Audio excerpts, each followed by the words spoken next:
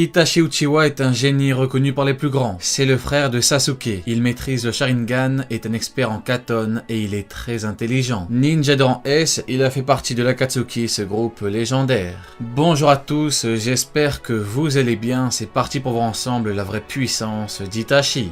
Pour une partie des fans de Naruto, Itachi est un être surpuissant. Mais pour une autre partie, Itachi est un ninja surestimé. Mais alors, qu'en est-il vraiment? Eh bien, je suis là pour rétablir la vérité sur la puissance d'Itachi.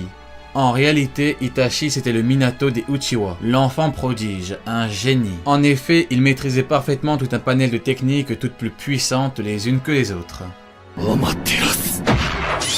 Avec Amaterasu, donc les flammes noires, il était extrêmement difficile de le stopper. Ces flammes noires avaient pour but de faire brûler une cible jusqu'à ce qu'il n'y ait plus rien. Le troisième Raikage, qui est un monstre de puissance avec une armure de Raiton, a dû se couper un bras pour ne pas y passer. Amaterasu, c'est vraiment une technique de malade mental. C'est la technique Katon ultime, les flammes qui ne s'éteignent pas.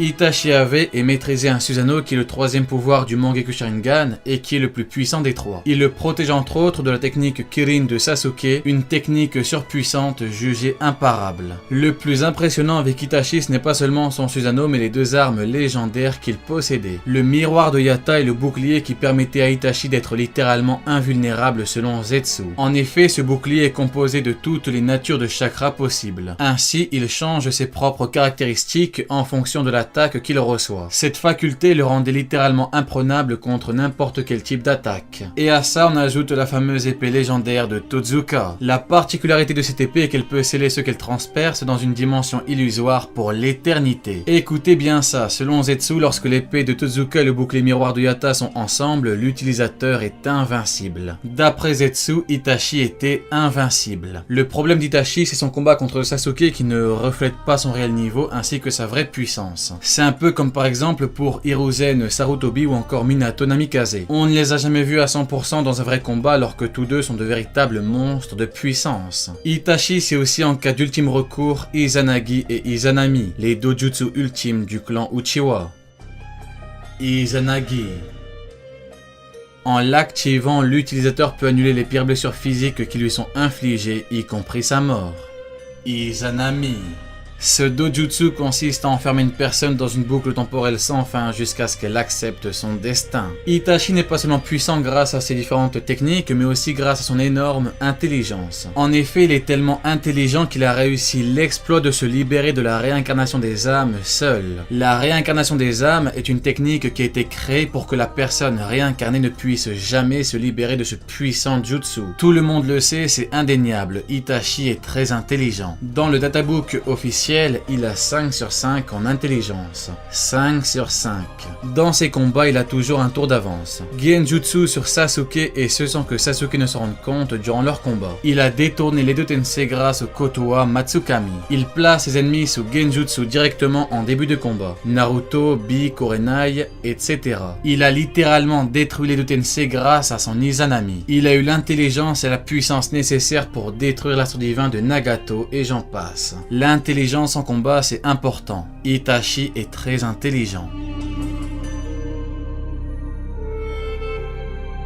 Voilà un point qui faisait d'Itachi ce qu'il était. En effet, même si à première vue Itachi est un criminel de rang S qui a assassiné tout son clan et sa famille, sauf son frère Sasuke, il menait en réalité une double vie pour protéger son village, donc le village de Konoha, ainsi que son petit frère, mais aussi pour préserver la paix. La paix qui est d'ailleurs son mot préféré. On a beaucoup appris avec Itachi, notamment sur l'importance des choix que l'on fait. Et d'ailleurs, pour lui, le dilemme était de taille. Engendrer une guerre pour préserver son clan ou massacrer son clan pour préserver la paix. Itachi a choisi de préserver la paix tout en protégeant Sasuke. D'ailleurs, sa première venue à Konoha en tant que membre de l'Akatsuki avait pour but de montrer aux anciens du village qu'il était encore en vie et qu'il n'avait pas intérêt à toucher à Sasuke sous peine qu'Itachi révèle des infos sur Konoha à d'autres villages. Son but ultime était de faire de Sasuke un grand ninja qui tuera son frère le déserteur tout en devenant un héros dans son village. Itachi a fait tout ça pour Sasuke, pour la paix mais aussi pour Konoha, le village qui a fait de sa vie un véritable enfer. Itachi est un pacifiste et il n'y a aucun doute là-dessus. Cependant, il fit passer les besoins d'autres personnes avant les siens. Même enfant, Itachi était silencieux, perspicace et faisait preuve d'une certaine maturité notable pour son âge. Il devait cette personnalité à la troisième grande guerre ninja, où il avait vu de nombreux membres de son clan mourir. Tout ceci a forgé l'immense sagesse d'Itachi Uchiwa. Itachi a toujours préféré observer les gens pour ainsi mieux les cerner. Il essaie de comprendre chaque situation avec intelligence, ce qu'il a grandement forgé au fil du temps. C'est après mûre réflexion qu'il a choisi de préserver la paix plutôt que son clan. Ce qui nous amène à un secret sur la puissance d'Itachi qui nous a été révélé par Kabuto. Itachi avait une incroyable capacité à lire l'esprit des gens. Alors oui, ça ne semble pas très important, mais au contraire, cette faculté est tellement importante qu'elle a permis à Itachi de venir à bout de Kabuto. Alors qu'on l'a bien vu, Kabuto avait atteint une certaine puissance assez phénoménale. Il a mis en galère Itachi et Sasuke. Cette faculté qu'avait Itachi de lire dans l'esprit des gens, c'est un petit peu une faculté innée que Itachi exerçait au fil du temps et bien sûr, ça lui a permis d'être encore plus puissant. On se rappelle contre par exemple Orochimaru, lorsque ce dernier était dans l'Akatsuki, Itachi a directement lu en lui. Et Orochimaru, qui est tout de même l'un des 3 Sannin légendaires du village de Konoha, n'a strictement rien pu faire contre Itachi. Et seconde confrontation, Itachi l'a encore une fois humilié.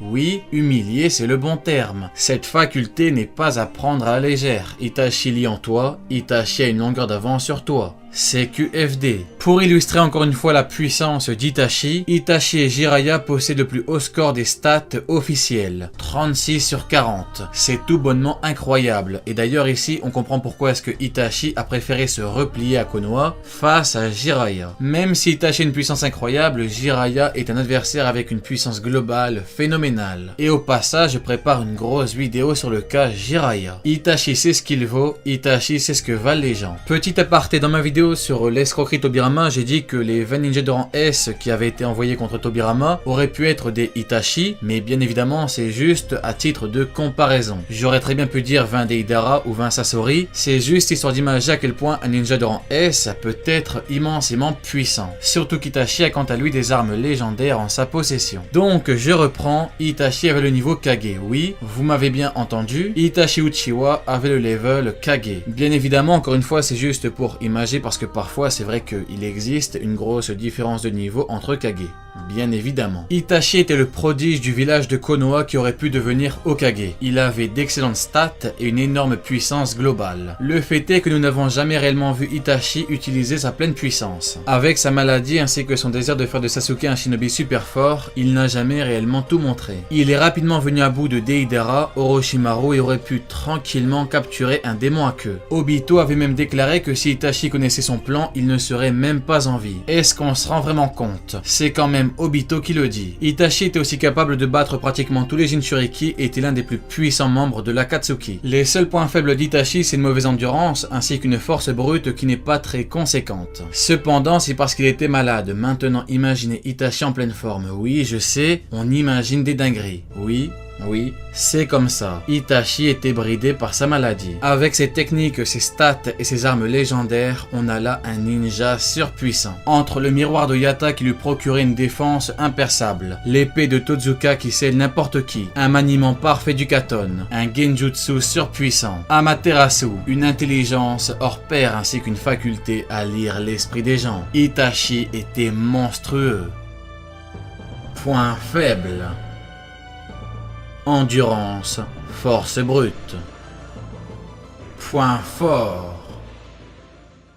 Sharingan, Susanoo, arcane lunaire, Amaterasu, intelligence, bon en taijutsu, l'un des plus puissants manieurs de Katon au monde, épée de Tozuka, miroir de Yata, 36 sur 40 de puissance dans le databook officiel, Izanagi, Izanami. En ce qui concerne son niveau de puissance par rapport aux autres personnages, de son vivant, il n'y avait pas beaucoup de personnages plus puissants qu'Itachi. Si on y réfléchit bien, Jiraiya avait son niveau et par rapport à l'Akatsuki, on se donne rendez-vous dimanche à 14 h pour la puissance de l'Akatsuki. On fait un petit point palmarès par rapport aux différents combats de Itachi parce que son tableau de chasse est assez impressionnant. Son clan avec Obito, Kakashi, Kurenai, Orochimaru 2 fois, Orochimaru l'un des 3 Sannin légendaires du village de Konoha, Deidara, l'art est explosion, Oshigaki Kisame, il ne s'est pas du tout mis à 100% contre Sasuke, Kabuto femme finale, le serpent a mué, c'est désormais un dragon, et enfin Nagato et Dotensei. Comme on peut très largement le remarquer par rapport aux personnages que Itachi a combattu, par rapport aux personnages qu'il a battus ou qu'il a rapidement mis dans un puissant genjutsu, ce ne sont vraiment pas des personnages qui sont faibles. Itachi est un shinobi des plus respectables qui a choisi de mettre son village ainsi que son frère devant lui au détriment de sa propre personne. Il a également choisi d'honorer la promesse faite à son meilleur ami Shisui Uchiwa qui lui avait confié son œil pour la sécurité du village. Itachi Uchiwa a sauvé son village mais personne ne le saura. Itachi ne voulait pas de reconnaissance, pas de titre, pas son nom dans les livres. Ce qu'il voulait, c'était le bien de Konoha, le bien de son frère et la paix. Il voulait un bel avenir où Sasuke pourrait fonder une famille et vivre heureux. Je n'ai qu'une seule chose à te dire, Itachi, merci pour tout.